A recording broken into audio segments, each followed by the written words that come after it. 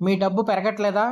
అయితే మీరు ఈ చిన్న తప్పు చేస్తున్నారేమో ఒకసారి చూడండి. న్యూ ఫైనాన్షియల్ ఇయర్ 2026, 27 ప్రారంభమైంది. మార్కెట్‌లో ఎక్కువగా అప్ అండ్ డౌన్స్, కొత్తగా న్యూ టాక్స్ రూల్స్ వచ్చాయి.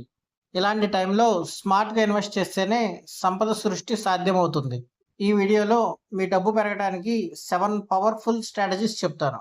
మొదటి రూల్, మార్కెట్ పడిపోయిందని భయపడొద్దు. మార్కెట్‌లో అప్ అండ్ డౌన్స్ అనేవి కామన్. ఓపికగా ఉంటేనే మీ యొక్క అమౌంట్ పెరుగుతుంది. స్టాక్ మార్కెట్‌లో ఒకేసారి ఇన్వెస్ట్ చేయొద్దు. విడతల వారీగా పెట్టుబడులు పెట్టండి. Best option SIP.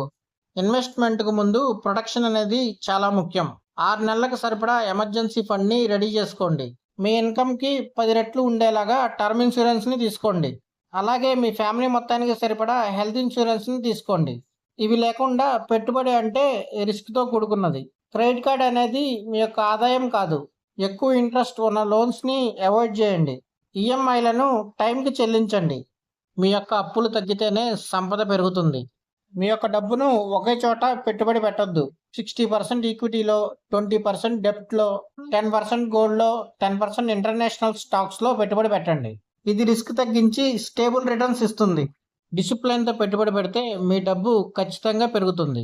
SIP, RD, NPS ఇలాంటి చిన్న మొత్తాల్లో పెట్టుబడులు చేయటం వల్ల చివరికి పెద్ద అమౌంట్ మీకొస్తుంది.